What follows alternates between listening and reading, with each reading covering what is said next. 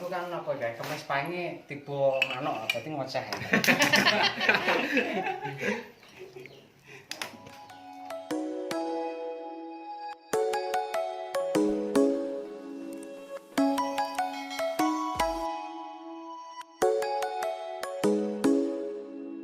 Come and fly away with me.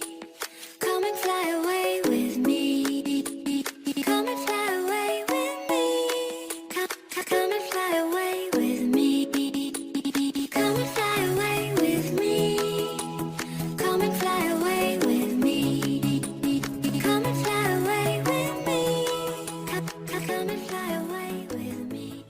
Ya, assalamualaikum warahmatullahi wabarakatuh. Waalaikumsalam warahmatullahi Teman-teman wabarakatuh. semua dari Pulung Ponorogo, sahabat-sahabat yang sudah datang ke gubuk saya di Saratan Madiun. Ya, terima kasih hadiran panjenengan semua di sini.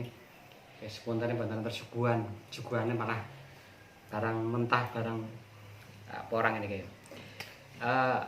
Mumpung ketemu, kita sama-sama belajar tentang porang, terutama dari segi pembibitan. Ini harus kita sampaikan dan masyarakat semua harus tahu, sahabat-sahabat di YouTube, di Facebook semuanya harus tahu dan bisa memahami. Kenapa ini kita sampaikan? Karena ilmunya porang terutama terletak dari kualitas bibit, bibit yang mana kita akan gunakan untuk tanam pada musim taut ini. Ini perlu banget karena banyak kejadian di lapangan di daerah-daerah manapun yang ingin budidaya pemula, sudah modalnya nipis atau mungkin modalnya pinjam bank, yang intinya ingin berkembang dari usaha porang ternyata menemui kegagalan. Nah, kegagalan itu kalau saya simpulkan banyak faktornya, terutama dari segi pembibitan. Kenapa mereka gagalnya tinggi? Ternyata faktor penyebabnya adalah kurang memahami tentang dari pemilihan bibit yang akan ditanam. Terutama kita membahas bibit itu ada beberapa jenis, ada yang dari katak, ada dari bunga yang kecil, ada yang dari umbinya ini, ada yang dari cabutan, ada yang dari macam-macam, banyak. Namun sesuai rekomendasi dari pemerintah atau dari Dinas Pertanian atau dari Kementerian Republik Indonesia, disarankan sahabat semua, warga semua mengambil kualitas bibit yang terbaik adalah dari bibit bubil katak. Itu pun ada kriterianya, ada banyak pilihan-pilihan yang kita dihadapkan di lapangan. Ada penawaran dari penjual, ada penawaran orang-orang keliling, ada yang di Facebook dan di YouTube dan sebagainya. Namun demikian semuanya harus dipahami betul dan jeli. Tidak serta-merta ada tawaran harga rendah akhirnya kita beli. Belum tentu itu kualitas bagus. Atau mungkin ada pertimbangan lain, nanti saya sampaikan di berikutnya, adalah tentang harga. Oh, harga Madiun, harga Saratan terlalu tinggi dibanding daerah lain yang ada tawaran lebih rendah. Ini perlu dipahami. Karena harga ini nanti atau kualitas ini nanti akan menentukan tumbuhnya porang atau tidak. Misalkan kita ambil keputusan, oh saya beli bibit yang harga sekian dari daerah ini nanti ada jaminan tumbuh apa tidak. Ini perlu diketahui, setiap sahabat semua, warga semua ingin beli, tanyakan dulu, ini katak dari mana atau umbi dari mana, asalnya terutama. Karena ada sistem begini, misalkan yang ini ya, contoh ini atau contoh yang ini ini bukan asli lokal dari Madiun, yang sebelah ini ya, ini bukan asli lokal dari Madiun, ini dari luar daerah. Ini yang dari luar pulau, ini dari luar daerah Jawa Tengah atau daerah Pati Kudus atau daerah sebelah utara. Jadi begini, dalam proses pengiriman porang atau katak itu tidak harus hari ini langsung kirim, jadi menunggu waktu cukup lama sampai tiba di tingkat petani. Kalau sampai tingkat petani tidak bisa memahami ini porang asalnya dari mana, bibit dari mana, nanti khawatirnya kalau tidak dapat kualitas bagus, akhirnya ya rugi. Oh, ini harga sekian, akhirnya dibeli, nggak taunya dari luar daerah yang jauh. Itu. Terus lagi kita bahas lebih detailnya lagi biar dipahami pemirsa semua, yaitu pemilihan bibit itu ada beberapa kriteria. Ini yang kelas terendah atau yang kelas bibit yang paling banyak ya. Nah, biasanya ini 1 kilo isi, kalau isi ada 500, ada 700 per kilo. Ada yang sampai 1 kilo isi 1000. Biasanya maksudnya di polybag, yang dijual polybagan, yang ukuran kecil. Ada beda lagi yang ukuran kecil ini yang asli lokal. Kenapa ukuran kecil di lokal itu beda lagi dengan yang ini kan dari interlokal, dari luar daerah. Dia lebih kecil. Kalau daerah sini yang terlalu kecil, biasanya petani ngambil itu yang ukuran tengah, kedua, ketiga. Yang lainnya itu ditinggal. Yang seperti ini mungkin nggak sengaja atau gimana ya, nggak. Jadi biasanya malah nggak diambil. Yang keambil seperti ini memang di sini paling kecil seperti ini. Ukuran ini standar 1 kilo isi 4-500 paling banyak. Kalau interlokal dari luar itu bisa sampai 1000, lebih kecil lagi. Karena bedanya pengambilan tadi.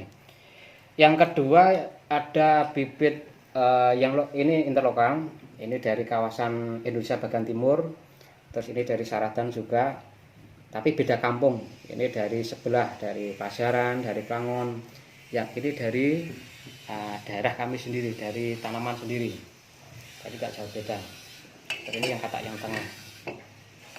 Nah, untuk membedakan dari beberapa jenis ini, misalkan teman-teman pesan lewat online atau langsung berhadapan dengan pembeli atau penjual, bagaimana bisa membedakan? Karena ini kalau belum bisa memahami, ini dicampur jadi satu nggak ada bedanya. Walaupun dicampur ini nggak ada bedanya. Apalagi dengan jumlah seperti ini, karungan seperti ini atau yang di belakang ini sulit membedakan dengan jumlah besar. Ini mana yang asli, mana yang tidak. Kalau tidak jeli, makanya carilah pembeli, penjual yang punya yang sudah memahami betul tentang dunia koran, biar bisa dipahami. Terus ciri-cirinya begini, biar teman-teman sahabat semua bisa membedakan. Ini kita bicara dari yang katak dulu. Kalau yang asli lokal punya ciri khas ini bisa di ini ciri khas Saradan atau ciri khas Madiun, atau punya bintik-bintik itu kecil. Ini karena semua daerah itu nggak mesti sama. Misalnya kita bandingkan yang ini atau kita bandingkan lagi yang sama. Jadi nggak dari bentuknya sudah nggak sama. Satu cirinya dari bentuknya nggak sama, ada bintil dan tidak. Yang kedua dari kulitnya. Ini kulitnya tebal, kuat, ini kulitnya tipis. Terus lagi dari warna ini agak mengkilap, ini agak kurang cerah. Bila dibalik ini yang biasanya lebih membedakan, ada serat-seratnya dan tidak. Kalau lebih detail lagi, biasanya kalau di sini yang mayoritas ada nek wong desa jenenge gret-grete. Rengget-rengete. Ciri-ciri yang bentuk-bentuke napa niku rengget-rengget. Nah, basa Jawane. Itu yang kedua. Yang ketiga yang bisa membedakan lagi ketiganya, bintik-bintik kecil, terus warna, terus dibalik pangkal pohonnya ini enggak sama. Itu yang ciri khas yang sering mudah dipahami. Kalau lebih jeli lagi nanti malah lebih agak sulit itu. Terus bedanya lagi, andaikan kita mengambil bibit itu di bulan 5 ke bawah, bulan 4, bulan 3, itu mengambil kata dari luar, bukan kita menjelekan tidak, tapi kita mempelajari biar semuanya bisa dipahami. Bedanya lagi, di saat bulan 3 ke atas atau waktu dorman, itu bedanya akan terlihat pada kualitas. Pada kualitas. Ini agar bisa dipahami ya. Di saat bulan 3, bulan 5 ke bawah, bulan 4, bulan 3, itu apabila kita mengambil katak dari luar daerah, pasti rentan akan muncul jamur. Rentan akan banyak yang tidak tumbuh. Rentan akan banyak muncul bosok, busuk ya terutama. Karena apa? Di saat bulan 3 sampai 4 proses dorman belum selesai, banyak pemain yang akhirnya mencari jalan pintas. Kulit diketok, dipotong. Akhirnya biar kataknya besar. Terus lagi belum waktunya melepaskan diri dari dari pohon diambil paksa, akhirnya tumbuhnya nggak normal seperti ini. Nah, diambil paksa. Nah, bedanya lagi kalau kita beli bibit dari luar daerah di bulan 5 ke atas. Bulan 5 ke atas dibandingkan dari lokal Madiun, apa bedanya? Bedanya adalah ini yang kenyataan yang kita alami saat ini. Ini sama-sama di bulan saat ini pengambilan dari petani. Cuma di bulan tadi, bulan 3 sampai 4 itu yang sangat membedakan sangat jauh, terutama dari kualitas tingkat pertumbuhan. Itu kita sarankan jangan mengambil kata interlokal yang di bulan itu. Tapi kalau sekarang mau ngambil kata yang interlokal atau luar daerah, ini tidak jauh beda. Sama-sama tumbuhnya, sudah sama-sama sudah tua, sudah kering dan sebagainya. Jadi andaikan ini dicampur pun juga nggak bisa terlihat mana yang asli dan yang tidak, atau yang madun dan tidak, hampir sama. Cuma terlihat yang jelas ini yang kalau ditaruh sama.